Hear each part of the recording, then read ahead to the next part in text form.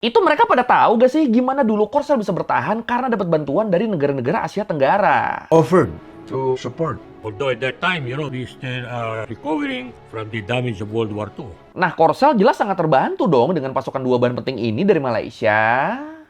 Pasti mereka sangat berterima kasih dong. Minggu lalu kan rame banget ini ya, khususnya di X nih. Dan gue yakin di timeline lu juga sempat lewat tuh. Netizen kita lagi war comment ngelawan netizen Korsel. Dan gak cuma sama netizen Indo, netizen Korsel ini juga tuh dirujak sama netizen se-ASEAN. Bahkan beberapa negara Asia lain juga ikutan. Dan ini bisa begini awalnya tuh gara-gara perkara ribut-ribut di event K-pop. Udah tuh dari situ merembet jadi ribut di sosmed deh, jadi berantem di sosmed. Keluar semua tuh, udah tuh hinaan tuh, sampai banyak yang rasis satu sama lain. Terutama di sini nih dari sisi Korselnya nih. Cuma nih ya mungkin orang Korsel yang pada ngatain ini lupa, dulu kan pas perang Korea baru kelar dan Korsel lagi ngalamin krisis parah, pas mereka lagi ancur-ancurnya. Beberapa negara yang aktif ngebantu Korsel tuh kan negara-negara Asia Tenggara. Nah ini netizen Korsel sekarang pada total menghina ASEAN segitunya tuh mereka tuh pada lupa sama ini apa gimana? Apa emang nggak tahu nih? Tapi emang sepenting apa sih peran negara-negara ASEAN dalam ngebantu Korsel pasca perang? Ya udah kalau gitu langsung kita bahas jasa besar Asia Tenggara buat Korea Selatan pasca perang Korea di Learning by Googling.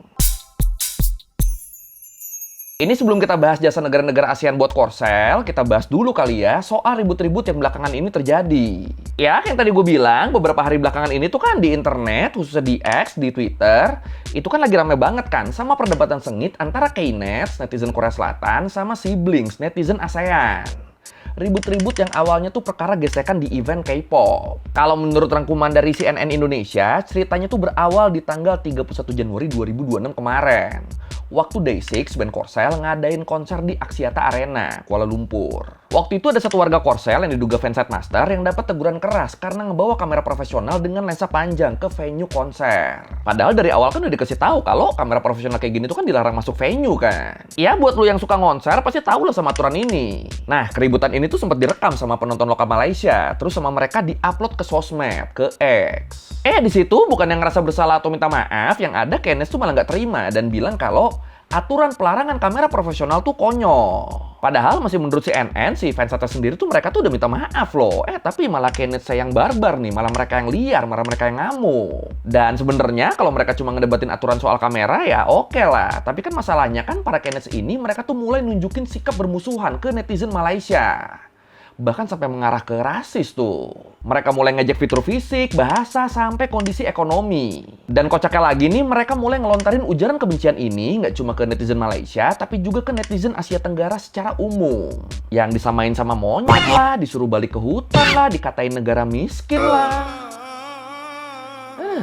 Sama mereka juga bilang kalau K-pop tuh nggak seharusnya dinikmatin sama orang Asia Tenggara. Harusnya menurut mereka yang nikmatin K-pop tuh ya orang Korea aja. Dan ini logika yang tolol sih. Kenapa tolol? Satu, artisnya sendiri kan konser kesini. Berarti kan mereka kan emang butuh market kita, emang butuh pasar kita. Dua, artisnya dikenal di luar negeri, bukannya bangga, malah ngelarang-larang. Panhoblo. Dan dapat perlakuan kayak gini dari Knet, sudah bisa ditebak lah ya apa yang dilakuin sama netizen kita. Yoi, langsung dijabanin tuh warnya tuh.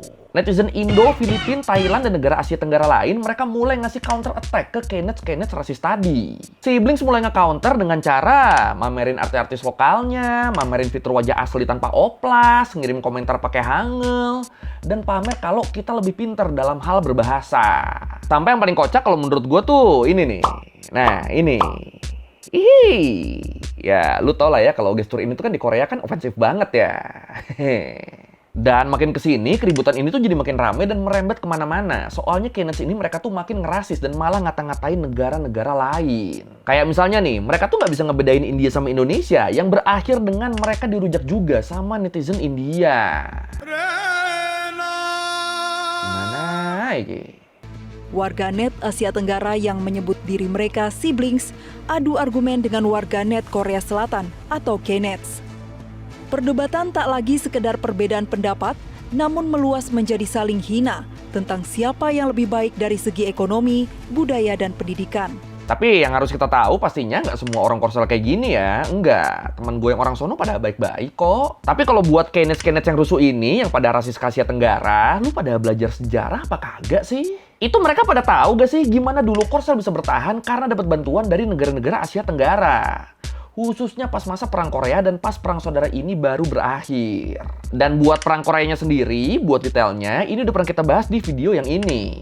Mama marketing. Oh ya, yang harus kita tahu juga, waktu itu ASEAN tuh belum berdiri ya, organisasi ASEAN tuh belum ada. Jadi bantuan-bantuan ini tuh pure merupakan bentuk solidaritas negara-negara Asia Tenggara secara individu buat Korsel.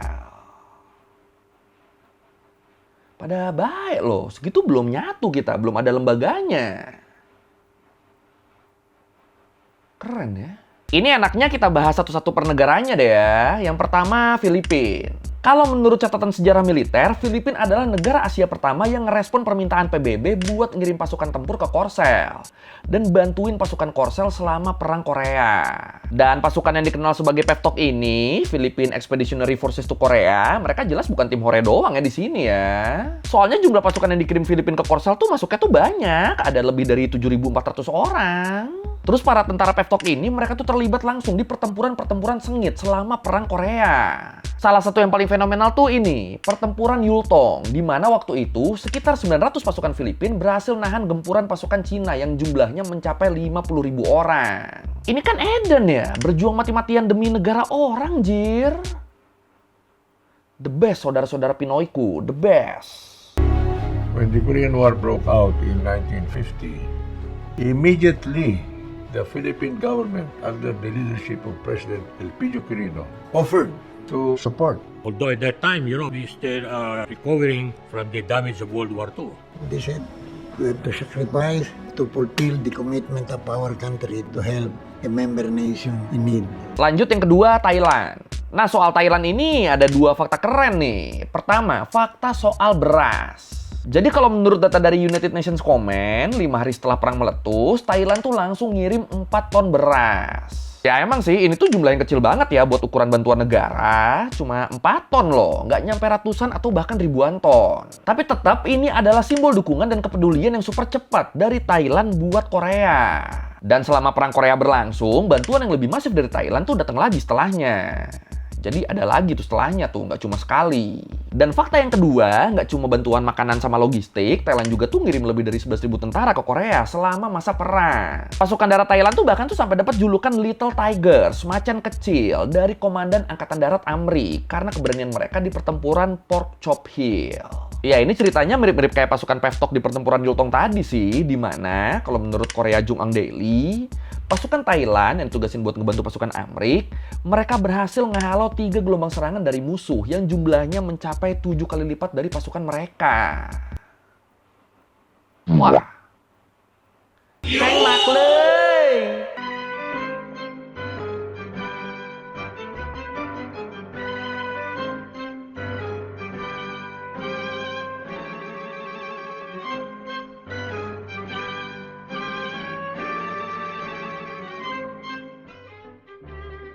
Terus yang ketiga ada negara kita, Indonesia, sama negara tetangga kita, Malaysia. Jadi kalau tadi Thailand sama Filipina mereka tuh ngebantuin Korselnya tuh di masa-masa perangnya dengan ngirim militer, kalau Indonesia sama Malaysia kita tuh ngebantuinnya tuh di era pemulihan setelah Perang Korea. Ini dari Indonesia dulu deh. Jadi hubungan diplomatik antara Korsel sama Indonesia tuh mulai terjalin secara penuh di tahun 1973. Terus di tahun 80-an Indonesia mulai tuh jadi salah satu pemasok utama gas alam cair dan minyak buat bahan bakar industri Korsel yang waktu itu lagi berjaya. Iya, jadi pabrik-pabrik manufaktur Korsel tuh waktu itu yang masuk bahan bakarnya tuh ya Indonesia. Terus mirip-mirip kayak Indonesia, Malaysia juga sama. Sebagai salah satu negara yang jadi produsen karet dan timah terbesar di dunia, Malaysia juga tuh punya peran besar loh buat industri Korsel loh. Ya, buat yang mungkin belum tahu, karet sama timah tuh kan dulu kan jadi 2 bahan baku penting ya di industri manufaktur. Timah jadi salah satu material buat bikin barang-barang elektronik, karet jadi bahan baku ban kendaraan sampai berbagai perkakas rumah tangga. Nah, Korsel jelas sangat terbantu dong dengan pasokan 2 bahan penting ini dari Malaysia. Pasti mereka sangat berterima kasih dong. Bahkan nggak cuma di periode perang dan setelahnya, di periode berikutnya Asia Tenggara juga tuh punya peran penting buat industri Korsel. Mulai dari jadi basis produksi dan perakitan produk buat perusahaan besar, sampai jadi target pasarnya barang-barang dari Korea Selatan. Emang baik-baik berarti ya negara Asia Tenggara ya. Wah, keren. Over the long period of dynamic development of their relations, Korea and ASEAN became vital and closer partners to each other. In particular, they are critical partners for each other in trade and investment. ASEAN is Korea's second largest trade partner, and trade volume between ASEAN and Korea continuously increased. Tapi ya tetap kalau kita ngomongin hubungan diplomatik, jelas kita nggak bisa ngelihat dari satu sisi doang ya. Kita nggak bisa tuh ngelihat peran kita doang. Soalnya Korsel juga kan punya peran yang nggak kalah krusial kan buat negara-negara ASEAN kan. Jadi ya bisa dibilang hubungan Asia Tenggara sama Korsel tuh ya simbiosis mutualisme. Kedua pihak sama-sama dapat keuntungan dan sama-sama punya kontribusi. Misalnya nih, hubungan sama Indonesia aja. Jadi di tahun 1977, waktu Indonesia ngalamin gagal panen gara-gara serangan hama sama kekeringan, di situ Indonesia dapat pinjaman beras dari Korea Selatan. Padahal waktu itu kondisi Korsel juga tuh lagi kekurangan loh. Pasukan beras mereka sendiri tuh bukan yang lagi melimpah gitu. Tapi tetap mereka ngebantuin Indonesia. Dan kesepakatan inilah yang jadi titik awal gimana kerjasama Indonesia sama Korsel jadi makin berkembang. Termasuk kerjasama ekspor energi dari Indonesia ke Korsel tadi. Terus sama Malaysia juga sama tuh. Jadi di tahun 80-an di bawah PM Mahathir Mohamad, Malaysia ngeluarin kebijakan Look East Policy. Kebijakan apa tuh? Simpelnya ini tuh kebijakan yang ngejadiin negara-negara Asia Timur kayak Jepang sama Korsel sebagai acuan dan kiblat perekonomian. Makanya kemudian hubungan kedua negara ini kan jadi makin intens kan. Jadi makin ngebantu pembangunan satu sama lain. Kayak misalnya ini nih, ya gue yakin lu pasti tahu lah ini, Menara Kembar Petronas. Nah ini tuh kan dibangunnya kan sama perusahaan konstruksi dari Korsel kan. Dan ini akhirnya jadi salah satu bukti gimana Malaysia sama Korsel dari dulu tuh ya emang udah menjalin hubungan diplomatik yang erat banget. When the project for the world's tallest building began in the 1990s, only 2 companies could possibly complete the structure. One of them was a Korean construction company. Thanks to this meticulous construction management and safety system, the Petronas Towers gained global recognition for its safety and quality. Dan waktu industri Korsel sukses besar, jelas mereka butuh pasar dong. Mereka butuh konsumen yang mau beli barang-barang mereka dong. Dan akhirnya salah satu pasar terbesar mereka ya kita, negara-negara Asia Tenggara. Dan demi memenuhi permintaan pasarnya ini, akhirnya kayak gue bilang tadi, banyak perusahaan dari Korsel yang kemudian berinvestasi dan membangun pabrik dan pusat perakitan di Asia Tenggara.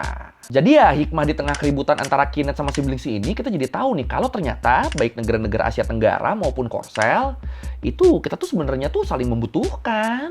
Bahkan ya ini kan, dari catatan sejarah aja kan dari dulu kan udah ngebuktiin gimana kita sama Korsel tuh dari dulu tuh ya udah kayak saudara. Udah kayak sohib yang saling bantu pas salah satunya lagi kesusahan. Nah tapi kalau menurut lu nih, kalau keributan KNET sama Siblings ini berlanjut, kira-kira ini bakal ngaruh gak ya ke hubungan strategis antara dua negara ini? Atau enggak, negara mah nggak peduli sama begituan? Yang mana nih? Silahkan komen. 70배, 인적 교류는 40배 이상 크게 늘었습니다.